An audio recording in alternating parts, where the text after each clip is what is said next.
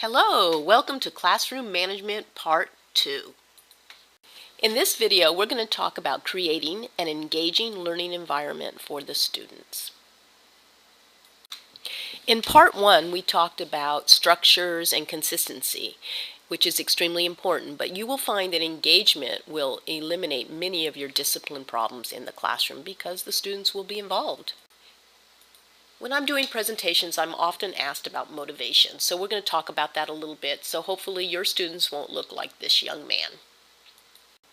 While there is no magic pill or silver bullet, these ideas will help you increase motivation in your classroom. A very important step is to build relationships with your students. And by this, I don't mean become their friend. You still want to be a teacher and they're still the students, but you get to know the students, and if they think you're interested in them, they'll be interested in what you have to say. So you want to get to know their interest. If they're into soccer, when they come to class the next day, how did that soccer game go? Or, you want to talk about programs they like or music they like, or if they play a musical instrument. You also want to get to know the student challenges. You don't want to put them in a position of failure. So if you know there's certain things that the student can't do or that the student struggles with, you want to try to make sure that you don't put the student in that position without some support and scaffolding. Involve families in a positive way. I can't say enough about this. Reach out to the family. Starting the first day of school, make 3 or 4 phone calls a night and say something positive to the family about their child. When the first amount of feedback that they get from you is a positive thing, later when you have some issues, they'll be more receptive. Also, it will cause them to be a little more interested about what's going on in the class, and when they're interested, their children, your students, will become more interested. Be sensitive to pressure points. If a student doesn't have a lot of confidence, you don't want to put them in a position where they're going to fail. This doesn't mean to be an enabler and never hold them accountable or never challenge them, but just be aware of what their pressure points are so that they don't become defensive. Also be aware of their peer reputation. If they are the person that everybody expects to act out, if they are the person that everybody expects to give the teacher a hard time, you want to try to break that cycle.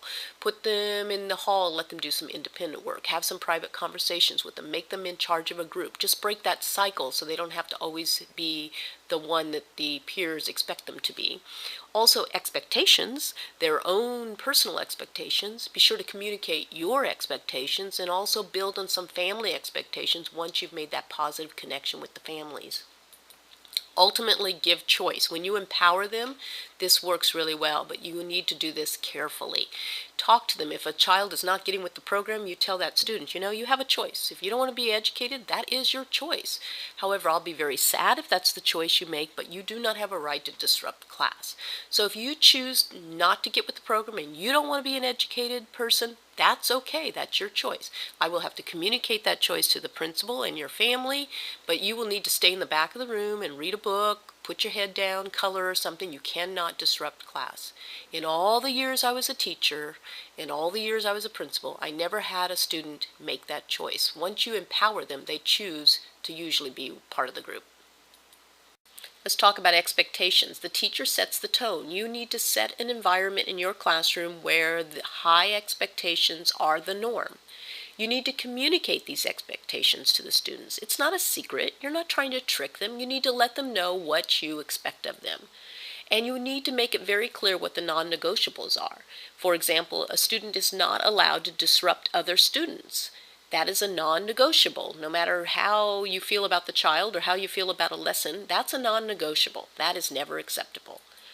Believe in the students. You have to really believe in the students. If you try to fake it, if you say nice things with a fake smile, they will sense it, and if you don't believe in them, they won't believe in you. And celebrate victories. Celebrate even the baby steps. Try to look at everything as a glass half full. If a student comes in the classroom and they're usually disruptive, and they come in one day and they're very perfectly well behaved, even though they don't do their work, don't say, oh gosh, but they still didn't do their work. Say, oh my goodness, yes, they acted appropriately. Tomorrow they'll do their work. Effective strategies for middle school students, especially low achievers and English language learners, need to be uncluttered. If you provide too much information, it overwhelms them and confuses them. So you want to present your information in a very streamlined fashion. It needs to also be understandable. Academic language is a key to student success, but in the beginning you need to use words they understand. So for example, if you're talking about fractions, you would say the bottom of the fraction, the denominator, the bottom of the fraction, the denominator. You would go back and forth between the simple words and the academic language. Instructional blocks need to be chunked up. There is a reason why middle school students are so fidgety, because at this point in their life they are growing more than any other time except 0 to 5, and so they really can't sit still for long periods of time. So you want to break up your instructional blocks to 20 minutes or less. Engaging visuals help students really understand what you're talking about. Manipulatives help as well. It helps them have a more concrete understanding of the concept. You want to make it interesting and relevant, relate it to things that are important in their life. Also bring in things that you know they like and kind of weave that into your lessons, because it'll keep them involved if it's something they understand. And also connect to their prior knowledge. Money is a great example. They always know about money, so when you're doing decimals and fractions, use money. So creating an effective lesson. So you want to think about what you want the students to accomplish. It's not okay just to take a standard and write that at the top of your lesson plan. You want to really know what the outcomes are. What will the students be able to do at the end of this lesson? And you want to write it down in a simple, single sentence in simple language. And you want to share the sentence with the students. You want to tell them what you expect of them. Tell them what they're going to learn. It's not a secret. Let them know what you expect. Effective lessons have active listening skills, both on your part and the student's part, but I encourage you to explicitly teach active listening skills to the students. Teach them that their eyes have to be on you, their ears have to be open, their mouth has to be closed, and so on. Interactive. The lessons need to be interactive. Don't just give them a worksheet and say turn it in at the end of the period. You need to read a paragraph, model it, have them read back to you, explain a concept, have them do 1 or 2 problems, and come back for feedback. Whether it's in front of the classroom, whole class, or in little small groups, you need to be interactive with the students.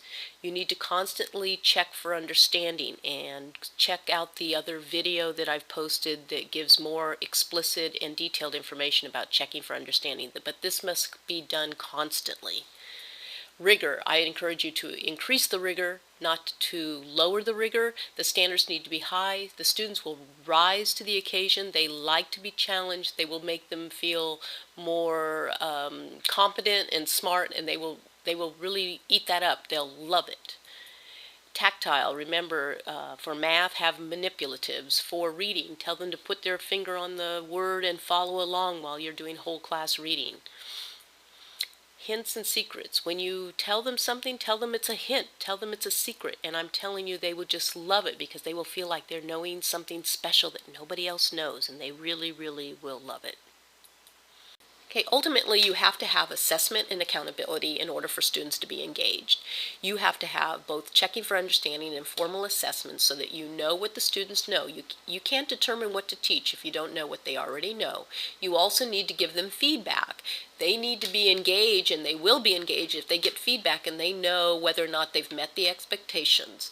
And it also gives them an air of accountability. They're in a classroom, their job is to learn, and they're going to be more involved if they know that they're being held accountable. You care about what they're doing, and their families care about what they're doing. I hope you found this video useful, and I really hope that your classroom will become very engaging, because it makes it more rewarding for you and the students. It also makes it more fun. Please subscribe to this YouTube channel so that you can get the latest updates, and your comments are always welcome. Visit our webpage if you want copies of this presentation. We also have other teacher resources there, www.mastermiddleschoolmath.com. Thank you for visiting.